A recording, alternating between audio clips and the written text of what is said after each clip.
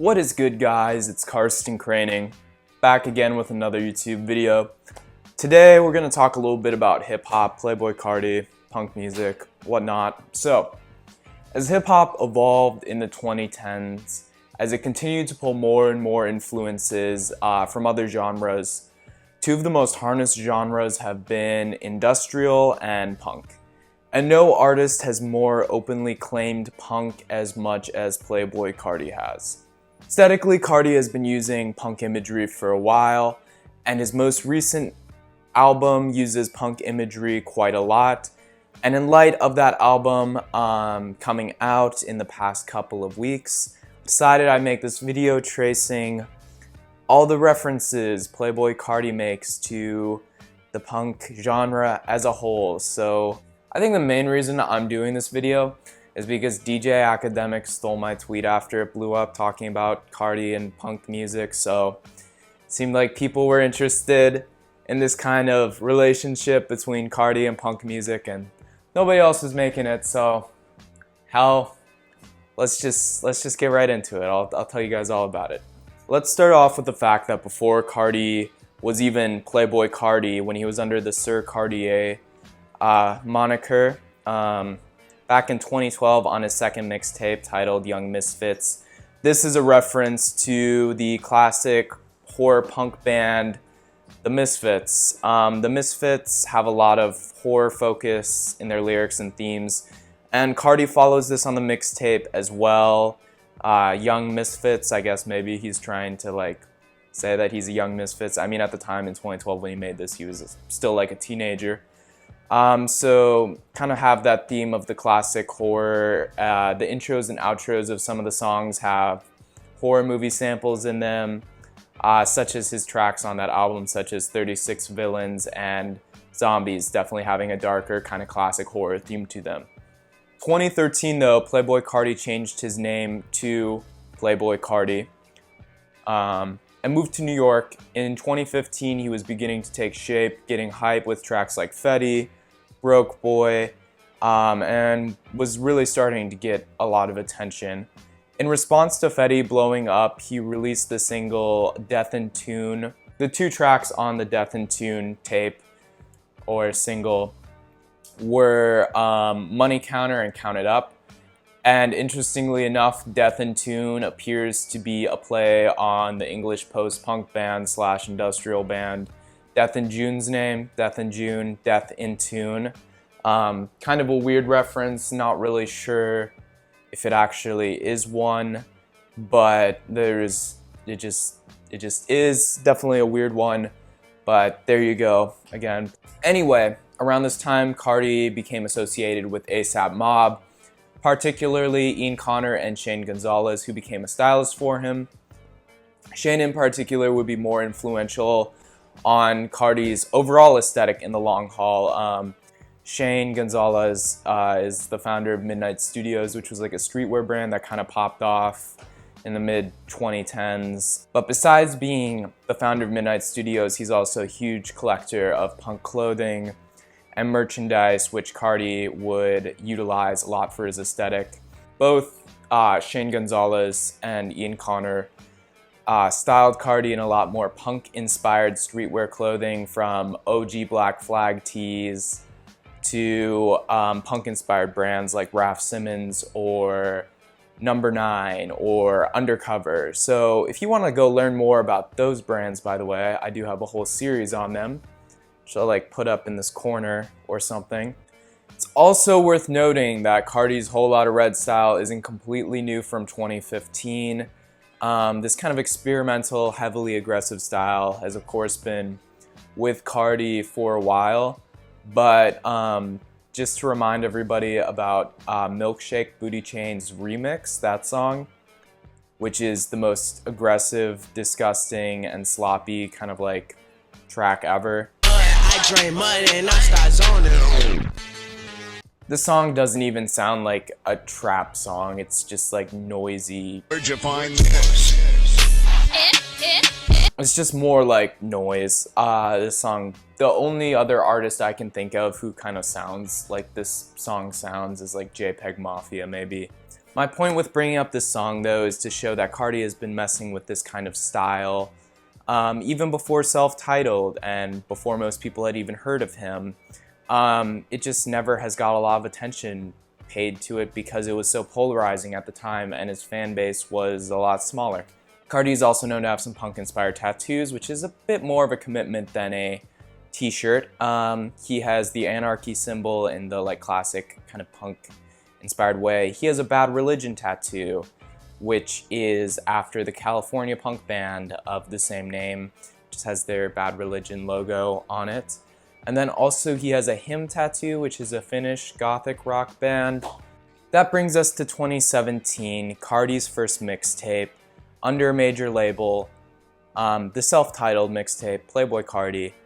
The cover and art direction was done by collaborator and punk collector Shane Gonzalez. Originally, the art was going to be a homage to Mac Dre, a rapper from the Bay Area.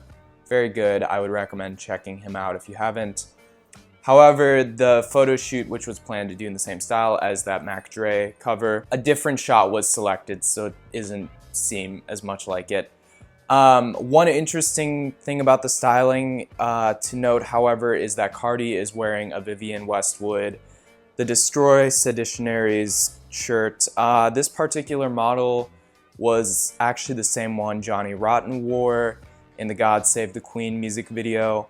If you're familiar with Johnny Rotten, he was the lead singer of the Sex Pistols and extremely important punk band. So it's really interesting that Carti is wearing this shirt while doing a homage to Mac Dre. Both the California Living single and God Save the Queen by the Sex Pistols were early on in both the Sex Pistols and Mac Dre's career, kind of them both storming onto the scene. So Carti harnessing both the energy of those two is an interesting idea and pretty cool.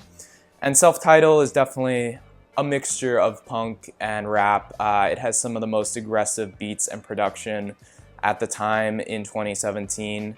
With songs like Woke Up Like This, the beat sounds really distorted and fuzzy, almost like an electric guitar.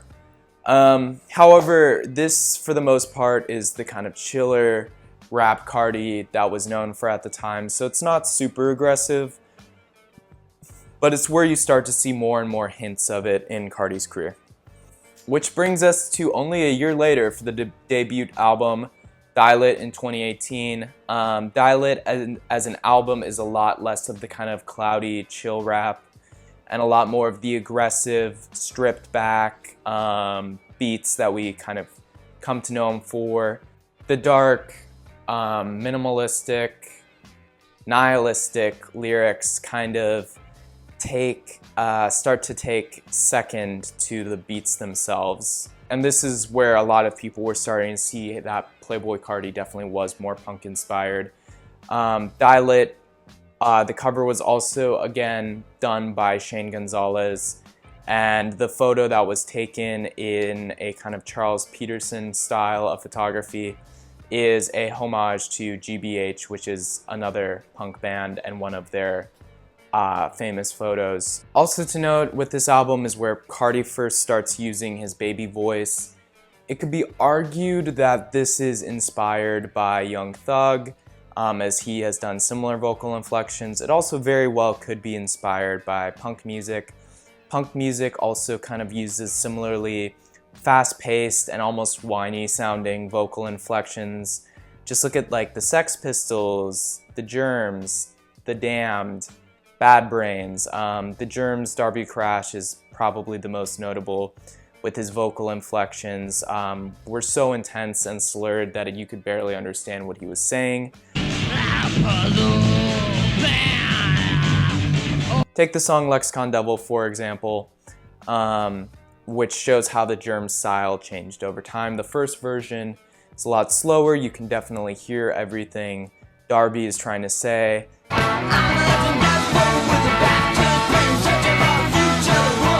And then the second version, they're playing a lot faster.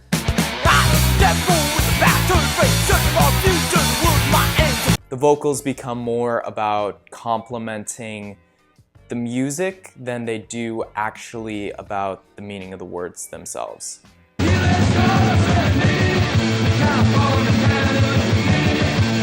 Neat Neat Neat by The Damned is another example of a punk song in a similar vein to Carti, where the vocals are definitely sped up and less about making a traditionally good delivery or about the lyrics themselves, but instead an unconventional way to accent the rest of the music.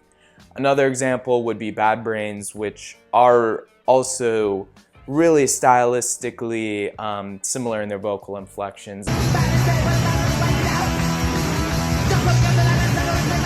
You're gonna take one of these bands and say, where is Carti getting this influence? Most likely Bad Brains. Bad Brains, of course, is historically one of the most popular African-American punk bands. They originated in Washington, D.C., and a lot of rappers recently, like JPEG Mafia, have cited the Bad Brains as extremely influential.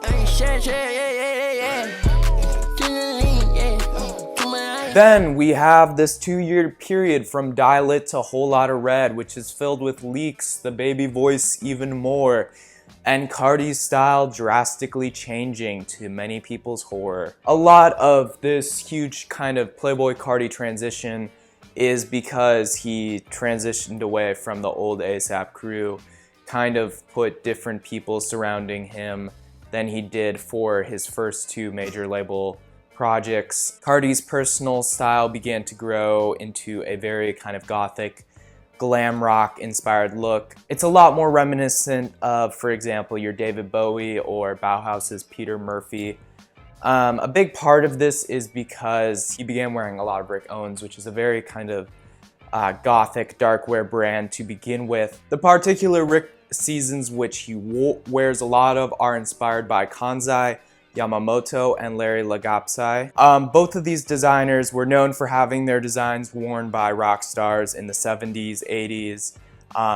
For example, Kiss has worn some of Larry's work, and Kansai's work has been worn by David Bowie. Carti's style is super similar to this era of kind of dark, flamboyant rock stars, but it's done really originally, and I think a lot better from a lot of other rappers today. Lots of leather, wax, denim, fur, brings that aesthetic to the forefront in a very devoted way. Carti, with this aesthetic and new kind of look or vibe, is also making very conscious efforts to claim that he is a vampire or give off a vampire persona. Vampires and punk or slash goth music have a very strong connection. Goth is an offshoot of punk music. The name goth itself is because the creators, who were pretty much in the punk scene, were influenced by gothic horror. Think of like your Edgar Allan Poe, your Nosferatu mans, your Draculas.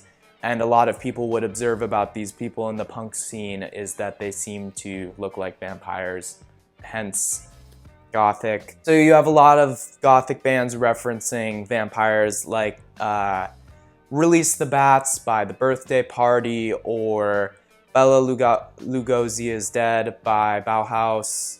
Also Bauhaus, Cure, Susie and the Banshees, The Damned, all taking a lot of style influences from vampires. Carti specifically seems to be very inspired by The Damned, and a lot of the roses and vampire imagery he uses seems to be of a similar aesthetic or vein. Also, the cover for Whole Lotta Red is a nod to Slash Magazine, which is a Los Angeles-based publication devoted to covering punk subculture. The issue Carti is specifically referencing happens to be the one that has the lead singer of The Damned on it. So The Damned, the Lost Boys, that was all like a very big inspiration to Carti when making this. Interestingly enough, on Whole Lotta Red, Carti's vocal style has evolved even more. It's gotten more gross and distorted. I say that in a good way, much more raw, distressed. You have some tracks where it even sounds like he's kind of growling.